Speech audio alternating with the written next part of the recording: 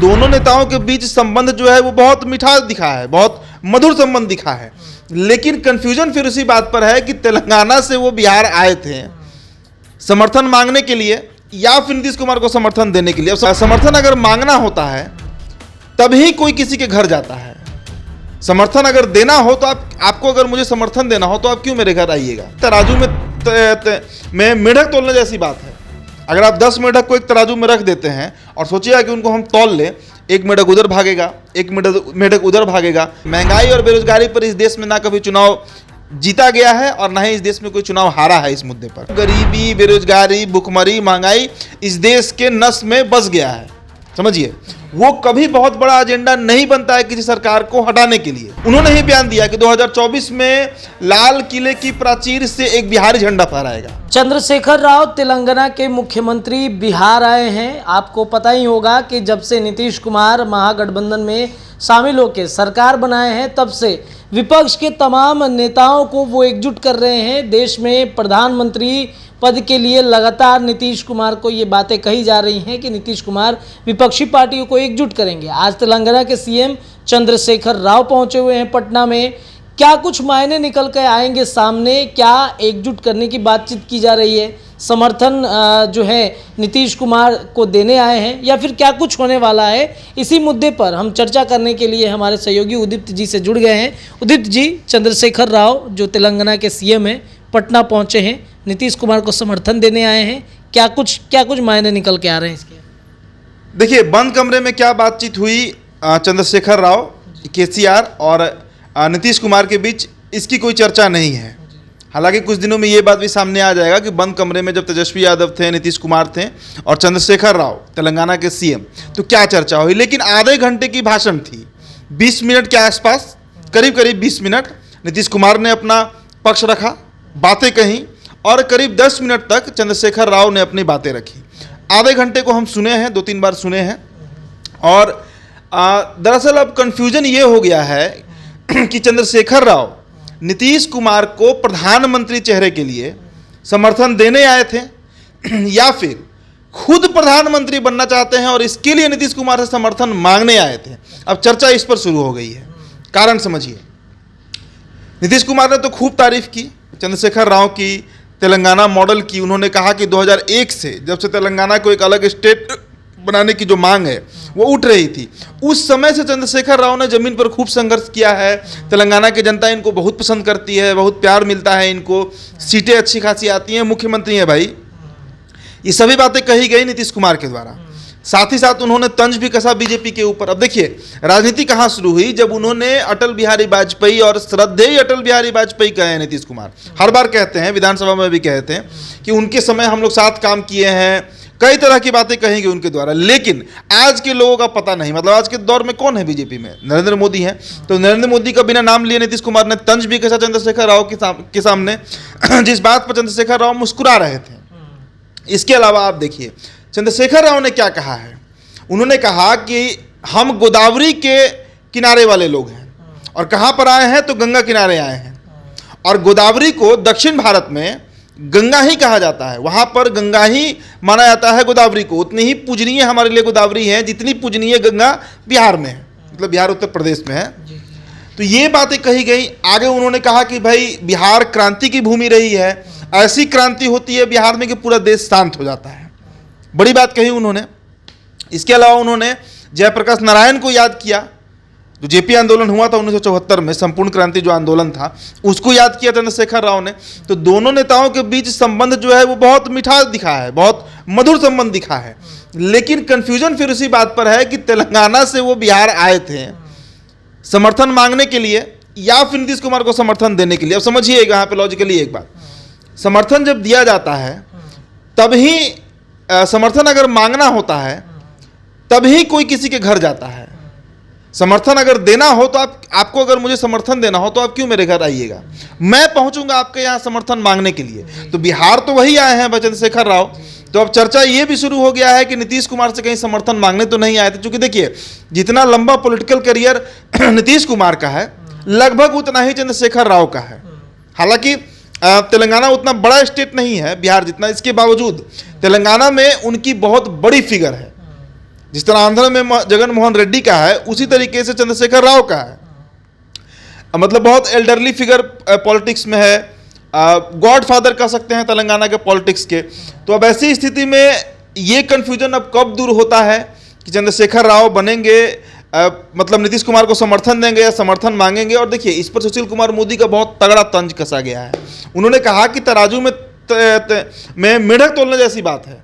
अगर आप 10 मेढक को एक तराजू में रख देते हैं और सोचिए कि उनको हम तौल लें, एक मेढक उधर भागेगा, एक मेढक उधर भागेगा, कोई कहीं भागेगा। क्योंकि मेढक की प्रवृत्ति होती है, एक जगह वो नहीं टिक सकता है, वो कूद कर कहीं भागेगा ही। वही परिस्थिति जो है वो बिहार के, माफ कीजिएगा, देश के अलग अलग जो राजनीतिक पार्टियां हैं, जो अलग अलग राज्यों में जो रूल कर रही हैं, जो मुख्यमंत्री हैं, उनकी वही स्थिति है।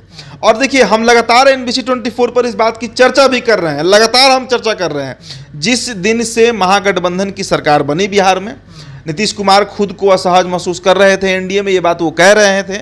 हम लोग उसी समय से ये चर्चा कर रहे थे भाई कि नीतीश कुमार की एक्सेप्टेबिलिटी जो है, उनको कितना लोग एक्सेप्ट करेंगे ज़मीन पर। क्योंकि देखिए, भारत बहुत बड़ा देश है, 28 राज्य हैं, कई यूनियन टेरिटरीज हैं यहाँ पर। उस स्थिति में इतना आसान मसला नहीं है। कांग्रेस और बीजेपी के लिए आसान मसला इसलिए हो जाता है, कारण है कि इनका 50 साल, सैकड़ों साल, कांग्रेस का तो भाई 1885 में स्थापित पार्टी है, इनका बहुत लंबा संघर्ष रहा है और इनके पास अपना एक आइडियोलॉजी है, जिस आइडियोलॉजी पर ये काम करते हैं और उस पर चुनाव लड़ते हैं। कांग्रेस की जैसे समाजवादी नीति है, भाजपा की मतलब हार्डकोर आप कह सकते हैं राइट विंगर हैं ये लोग, दक्षिण पंथ है, हिंदुत्व इनका हार्डकोर एजेंडा है, राम मंदिर हुआ, 370 का एबोलिशन हुआ, कई तरह के मामले हैं, ज्ञानव्यापी है, इन एजेंडों पर लड़ती है। लेकिन नीतीश कुमार के पास वैसा कोई देशव्यापी कोई बहुत बड़ा मुद्दा जो है, अब महंगाई विरोध, देखिए महंगाई और बेरोजगारी पर इस देश में ना कभी चुनाव जीता गया है और ना ही इस देश में कोई चुनाव हारा है। इस मुद्दे पर महंगाई और बेरोजगारी इस देश में आज़ादी के समय से है, कभी नहीं हुआ है जब देश में महंगाई कम रहा हो, चाहे वो देवगौड़ा की सरकार हो, चाहे वो मनमोहन सिंह की सरकार हो, चाहे वो अटल बिहारी वाजपेयी की सरकार हो, या फिर नरेंद्र मोदी की सरकार हो, या फिर इंदिरा गांधी की ही सरकार क्यों ना। इंदिरा गांधी ने नारा दिया था गरीबी हटाओ, भाई गरीबी उस समय था ना। फिर राजीव गांधी ने भी वही नारा दिया, आज राहुल गांधी भी वही नारा दे रहे हैं। मतलब गरीबी, बेरोजगारी, भुखमरी, महंगाई इस देश के नस में बस गया है, समझिए। वो कभी बहुत बड़ा एजेंडा नहीं बनता है किसी सरकार को हटाने के लिए। कभी भी सरकार परिवर्तन होगा तो जैसे देखिए 2014 आप याद कीजिए, चुनाव क्या हुआ था, करप्शन पर चुनाव लड़ा गया। A to Z में नरेंद्र मोदी अपने हर चुनावी सभा में गिनवा रहे थे कि A से ये घोटाला हुआ, आदर से स्कैम हुआ, B से बोफोर्स हुआ, तो इस तरह वो C से आपको फिर 2G के स्कैम, कई तरह के स्कैम्स का वो चर्चा कर रहे थे। तो देश की जनता उस समय, और उस समय अन्ना हजारे का मूवमेंट हुआ था, तो एक मूवमेंट बन गया था जिस बुनियाद पर सरकार जो है वो कांग्रेस की चली गई।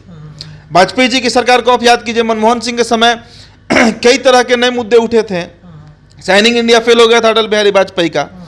तो भारत में सरकार अगर बदलती है तो वो महंगाई और बेरोजगारी पर, मतलब प्रत्यक्ष रूप से तो कभी नहीं देखा गया है कि महंगाई और बेरोजगारी पर सरकार गिर जाए, कभी नहीं देखा गया है। हाँ, जयप्रकाश का आंदोलन जो हुआ था वो एक अपवाद है इस देश में, और वही एकमात्र आंदोलन था जिसमें गिरा था, तो वो बहुत बड़ा मूवमेंट था। अब उस तरह का मूवमेंट नीतीश कुमार क्रिएट कर पाएंगे या नहीं कर पाएंगे, हालांकि हर चर्चे में, नीतीश कुमार के कई चर्चों में, आज चंद्रशेखर राव ने भी जयप्रकाश का जिक्र कर दिया, लेकिन फिर सवाल वही अटकता है कि नीतीश कुमार कौन सा वो मुद्दा पकड़ेंगे। और देखिए, लोकसभा में जाति को अगर आप पकड़िएगा तो पूरे देश की जाति को पकड़ना होगा। जैसे अगर आप बिहार की राजनीति कर रहे हैं तो बिहार में आप लवकु समीकरण आराम से बना लेते हैं, कोयरी और कुर्मी एक साथ आ जाते हैं। भाजपा के पास सदा हुआ वोटर है भूमिहार का, कायस्थ का, ब्राह्मण का, राजपूत का। लेकिन अगर आप राजस्थान से लेकर पश्चिम बंगाल तक की राजनीति कर रहे हैं और कश्मीर से लेकर कन्याकुमारी तक की राजनीति कर रहे हैं, तो उसमें आपको पूरी, मान लीजिए कुर्मी जाति को अगर आप साध रहे हैं, जो पटेल समुदाय है, तो उसमें आपको पहले उनका नब्ज आपको भांपना होगा कि वो कितना आपको एक्सेप्ट कर रहे हैं। जैसे वैश्य समाज पूरा आज बीजेपी के साथ है, तो कई तरह के मामले हैं। और आज बंद कमरे में क्या बात हुई है, क्या डील हुई है नीतीश कुमार के बीच, चंद्रशेखर राव के बीच, यही चर्चा का विषय है। और फिर से उस लाइन को मैं दोहराऊंगा कि कंफ्यूजन की स्थिति है कि सरकार मतलब कौन किसको एक्सेप्ट करेगा। नीतीश कुमार एक्सेप्ट करेंगे चंद्रशेखर राव को फॉर पीएम कैंडिडेट, या फिर, हालांकि देखिए ये बहुत अतिशयोक्ति में हम बोल रहे हैं ये सब बात, लेकिन चूंकि चर्चा है इसका, चूंकि जेडीयू खुद ही चर्चा बार बार खड़ी कर दे रही है। अभी श्रवण कुमार जो ग्रामीण विकास मंत्री हैं बिहार सरकार के, उन्होंने ही बयान दिया कि 2024 में लाल किले की प्राचीर से एक बिहारी झंडा फहराएगा। उनका बयान आया है आज तो हम कैसे इस बात को इनकार करें कि नीतीश कुमार की जो ललक है प्रधानमंत्री फाइट करने की और बनने की, वो नहीं है। इस बात को तो कोई मीडिया इनकार नहीं कर सकता है, आम जन भी इनकार नहीं कर सकता है। नहीं तो भाई अभी एनडीए से अलग होने का कोई मतलब नहीं था। तो कंफ्यूजन की स्थिति में छोड़कर चले गए हैं चंद्रशेखर राव। देखिए अब कुछ दिन में इसका निष्कर्ष सामने आता है तो पता चलेगा। अच्छा, एक सवाल है, चंद्रशेखर राव की तरह अन्य विपक्षी पार्टियां इनसे समर्थन देने आएंगे या फिर मांगने आएंगे, ये भी तो प्रश्न है। हाँ, यही तो हम बता रहे थे ना कि समर्थन अगर आपको मांगना है तो आप सामने वाले के द्वार पर जाइएगा, उसके राज्य में जाइएगा, बैठक करिएगा, मिलिएगा। यहाँ तो चंद्रशेखर राव खुद आए हैं। और वो तो देखिए तेलंगाना कोई बहुत बड़ा स्टेट है भी नहीं, तेलंगाना छोटा स्टेट है। आंध्र से टूट कर जिस तरह झारखंड बना उसी तरह वो भी बना है। अभी बड़े बड़े स्टेट्स हैं भाई। आप तमिलनाडु की बात कीजिए, वहाँ 40 लोकसभा सीट हैं। आप उत्तर प्रदेश की बात कीजिए, वहाँ 80 लोकसभा सीट हैं। आप गुजरात की बात कीजिए, आप वेस्ट बंगाल की बहुत बड़ा स्टेट है वेस्ट बंगाल, पश्चिम बंगाल जो है, तो वहाँ पर क्या होता है, क्योंकि केजरीवाल ने तो कहीं दिया है, मतलब उनके मंत्री जो हैं मनीष सिसोदिया, उन्होंने तो कह दिया 2024 का जो लोकसभा है वो आप वर्सेस बीजेपी होगा, कांग्रेस वर्सेस बीजेपी नहीं होगा। तो मतलब केजरीवाल खुद को प्रोजेक्ट कर रहे हैं, बार बार कर रहे हैं। और उनका सोशल मीडिया जो है, उनका जो सोशल मीडिया मतलब उनका जो आईटी है वो बहुत मजबूत है। उनका वो देश में अगर नरेंद्र मोदी के ब्रांडिंग को कोई टक्कर दे सकता है, सोशल मीडिया पर आम जन तक पहुंचा सकता है, तो वो काम सिर्फ अरविंद केजरीवाल ही कर सकते हैं। तो बहुत दिलचस्प होगा 2024 का लोकसभा। चलिए, तो बहुत दिलचस्प होगा 2024 का लोकसभा। आज नीतीश कुमार को समर्थन देने आए थे या फिर लेने आए थे, ये कन्फ्यूज़न की स्थिति फिलहाल बनी हुई है। चंद्रशेखर राव तेलंगाना के मुख्यमंत्री। बहरहाल क्या कुछ होगा वो तो वक्त ही बताएगा, लेकिन आप क्या सोचते हैं इस वीडियो पर अपनी राय कमेंट सेक्शन में ज़रूर छोड़िएगा। आपके कमेंट का हमें इंतज़ार रहेगा। आप देखते रहिए NBC 24 न्यूज़। बहुत बहुत धन्यवाद।